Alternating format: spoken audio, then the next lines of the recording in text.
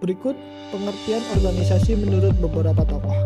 Pertama, pada tahun 1922, Max Weber pernah berkata, organisasi adalah bentuk setiap hubungan manusia yang terstruktur secara formal dengan tujuan untuk mencapai tujuan bersama. Kedua, pada tahun 1938, Chester I. Bernard pernah berkata, organisasi adalah suatu sistem aktivitas yang dikoordinasikan secara sadar oleh dua orang atau lebih. Ketiga, pada tahun 1947, James D. Money pernah berkata, organisasi adalah bentuk setiap hubungan manusia yang terstruktur secara formal dengan tujuan untuk mencapai tujuan bersama. Keempat, pada tahun 1984, Stephen P. Robbins pernah berkata, organisasi adalah sekelompok orang yang bekerja sama dalam cara yang terkoordinasi untuk mencapai serangkaian tujuan tertentu. Sehingga bisa disimpulkan, organisasi adalah suatu sistem yang terstruktur di mana sejumlah kelompok individu bekerja bersama secara formal dengan membagi tugas dan tanggung jawab sesuai aturan manajemen organisasi untuk mencapai tujuan bersama. Terdapat 4 peran utama manajemen dalam organisasi. Yang pertama adalah perencanaan atau planning.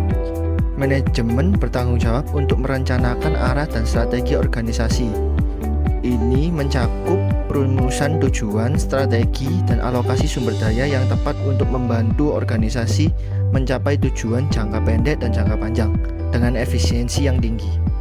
Yang kedua, pengorganisasian atau organizing. Manajemen mengatur sumber daya, manusia, dan material dengan cara yang sistematis agar organisasi beroperasi secara efisien dan menghasilkan struktur kerja yang jelas. Yang ketiga adalah pengarahan atau leading. Manajemen berperan dalam memimpin dan mengarahkan karyawan untuk mencapai tujuan organisasi melalui motivasi, komunikasi, dan kepemimpinan. Untuk meningkatkan moral dan produktivitas karyawan sehingga tujuan organisasi lebih mudah tercapai. Yang keempat adalah pengendalian atau controlling. Manajemen melakukan pengawasan dan evaluasi terhadap kinerja organisasi, memastikan bahwa tujuan tercapai sesuai dengan rencana, agar kualitas, produktivitas, dan sumber daya tidak terbuang sia-sia. Selanjutnya tentang perkembangan era organisasi. Yang pertama, teori organisasi klasik. Pada teori ini, organisasi dipandang sebagai sebuah mesin dan manusia sebagai komponen dari mesin tersebut. Teori ini menekankan jika efisiensi dari organisasi dapat ditingkatkan dengan cara meningkatkan efisiensi masing-masing SDM yang bekerja. Pada teori ini banyak digunakan metode saintifik untuk dapat meningkatkan produktivitas organisasi. Ciri organisasi klasik. Pertama, pembagian tugas yang jelas. Kedua, hierarki yang ketat dan otoritas yang berjenjang. Ketiga, pengelolaan berdasarkan aturan formal dan prosedur yang kaku. Dan yang keempat, efisiensi dianggap sebagai tujuan utama dari organisasi. Yang kedua, teori organisasi neoklasik memandang organisasi sebagai kombinasi bentuk formal dan informal dari organisasi. Organisasi secara umum adalah sistem sosial yang terdiri dari bagian-bagian yang saling berinteraksi, di mana hubungan manusia dengan manusia yang lain sangat berpengaruh terhadap produktivitas kerja. Terjalinnya hubungan baik antar sesama manusia dan apresiasi terhadap pekerjaan menjadi fokus utama bahasan dalam teori ini. Ciri organisasi neoklasik yang pertama, menghargai hubungan antar manusia dan dinamika kelompok. Kedua, meningkatkan komunikasi dalam organisasi. Yang ketiga, pentingnya motivasi karyawan dan kepuasan kerja. Dan yang keempat, aturan lebih fleksibel dan menyesuaikan dengan perilaku manusia. Yang ketiga, teori organisasi modern melihat organisasi sebagai sistem kompleks tentang hubungan manusia. Menurut teori ini, organisasi merupakan sebuah sistem terbuka yang berinteraksi secara dinamis dengan lingkungannya. Pada pendekatan ini, organisasi bisa dikatakan berkelanjutan apabila fleksibel, adaptif, dan memperhatikan kompleksitas serta mempertimbangkan ketidakpastian yang terjadi. Ciri organisasi modern. Yang pertama, organisasi merupakan sistem terbuka yang dipengaruhi oleh dan harus berinteraksi dengan lingkungan eksternal seperti pasar, teknologi, dan masyarakat. Kedua, mampu beradaptasi dengan perubahan yang terjadi di lingkungan eksternal maupun internal. Yang ketiga, pengambilan keputusan dilakukan berdasarkan analisis data yang lebih mendalam dan memperhitungkan berbagai faktor yang kompleks. Dan yang keempat, teknologi dianggap sebagai faktor kunci dalam menjaga keunggulan kompetitif dan efisiensi organisasi. Siklus hidup organisasi adalah konsep yang menjelaskan tahapan yang dilalui oleh sebuah organisasi sejak didirikan hingga mengalami kemunduran atau transformasi. Setiap organisasi biasanya melewati 5 tahap utama. Yang pertama, startup. Pada tahap ini, organisasi baru saja didirikan dan fokus pada pengembangan produk atau layanan yang ingin ditawarkan. Biasanya sumber daya masih terbatas dan usaha utama adalah untuk bertahan dan mendapatkan pelanggan awal. Yang kedua, growth. Setelah produk diterima pasar, perusahaan mulai tumbuh dengan cepat. Fokus bergeser dari kelangsungan hidup ke ekspansi, baik dalam hal pasar, produk, maupun kapasitas operasional. Sumber daya manusia dan keuangan perlu dikelola dengan lebih sistematis. Tahap ketiga, tahap puncak atau maturity. Pada tahap ini, organisasi telah stabil dan mencapai posisi mapan di pasar. Pertumbuhan mulai melambat dan fokus utama beralih ke efisiensi operasional, diversifikasi produk, serta mempertahankan pangsa pasar. Fase keempat, decline atau penurunan. Ketika perusahaan gagal menyesuaikan diri dengan perubahan di lingkungan pasar, teknologi atau perilaku konsumen, organisasi mulai mengalami kemunduran, penjualan dan keuntungan menurun, serta perusahaan mungkin kehilangan relevansi di pasaran. Tahap yang kelima, renewal or death. Perusahaan di tahap ini bisa mengalami dari 2 skenario. Yang pertama, melakukan inovasi dan pembaruan untuk tetap bertahan hidup, atau menghadapi dengan penutupan dan kegagalan. Pembaruan sering melibatkan restrukturisasi besar-besaran atau perubahan strategi bisnis.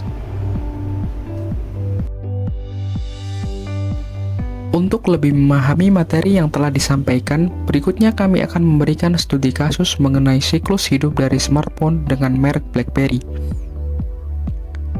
BlackBerry merupakan produk smartphone yang dulunya pernah menjadi raksasa di bidang telekomunikasi. Produk ini sangat terkenal mulai dari golongan masyarakat biasa, pemerintah, dan pebisnis. Produk ini dianggap revolusioner karena dapat mengirim email dengan cepat dan praktis, tanpa perlu menggunakan komputer yang ukurannya besar dan berat. Namun, kenapa produk ini kian ditinggalkan? Mari kita simak penjelasan berikut. Struktur organisasi dari produk BlackBerry. Di bagian puncak, terdapat CEO, Chief Executive Officer, bertugas memimpin organisasi dan bertanggung jawab atas keseluruhan arah perusahaan. Yang kedua, COO, Chief Operating Officer, bertanggung jawab atas operasi sehari-hari termasuk produksi dan human resource.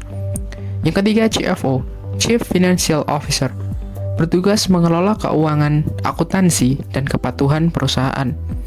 Yang keempat, CTO, Chief Technology Officer, mengawasi inovasi teknologi, research and development, dan mengurusi keamanan produk.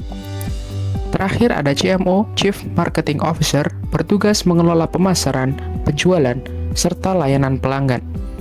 Struktur ini menunjukkan alur komunikasi dan tanggung jawab di setiap departemen dalam BlackBerry. BlackBerry merupakan produk dari perusahaan asal Kanada yang bernama Research in Motion, perusahaan yang bergerak di bidang telekomunikasi nirkabel. Perusahaan ini sangat revolusioner karena memperkenalkan produk pager 2 arah yang memungkinkan untuk membalas pesan, karena pada saat itu umumnya pager hanya dapat menerima pesan dan tidak dapat membalas. Pada tahun 1999, BlackBerry meluncurkan smartphone pertamanya yang mempopulerkan email mobile dan keyboard fisik QWERTY. BlackBerry menargetkan pasarnya pada kalangan pengusaha dan pebisnis. BlackBerry menggunakan strategi pemasaran gerilya dengan mengirim masing-masing salesnya menemui pihak pengusaha dan pebisnis. BlackBerry menawarkan untuk mencoba produknya gratis selama 1 bulan. Hal ini berbuah manis. BlackBerry mulai dikenal masyarakat karena lebih praktis dari komputer, dapat digunakan kapan saja dan di mana saja. Puncaknya pada tahun 2000-an, BlackBerry berhasil menguasai lebih dari 50% pangsa pasar di Amerika dan punya lebih dari 80 juta pengguna di seluruh dunia. Awal kemunduran BlackBerry dimulai pada tahun 2007 saat Apple mengeluarkan iPhone pertamanya. BlackBerry tidak ambil pusing dengan hal ini. BlackBerry menganggap iPhone tidak relevan dengan apa yang masyarakat butuhkan. Harganya yang mahal, penggunaan full touchscreen serta menggunakan pesan berbasis internet yang kala itu masih lemah membuatnya akan sulit laku di pasaran. Dan ya, memang benar, iPhone mengalami banyak kendala pada awal perilisannya dan masih belum bisa mengalahkan popularitas BlackBerry. Namun seiring berjalannya waktu, iPhone telah berhasil mengatasi kendala-kendalanya. Minat masyarakat pun mulai berubah, yang awalnya nyaman dengan keyboard fisik, kini lebih memilih full touchscreen.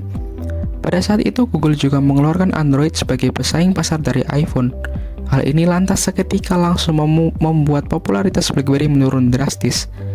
BlackBerry juga sempat memproduksi smartphone touchscreen dengan OS-nya sendiri, namun sudah kalah tenar dengan iPhone dan Android. Pada tahun 2016, BlackBerry akhirnya menghentikan produksi smartphone dan melakukan peralihan menjadi penyedia layanan perangkat lunak keamanan dan solusi untuk Internet of Things (IoT).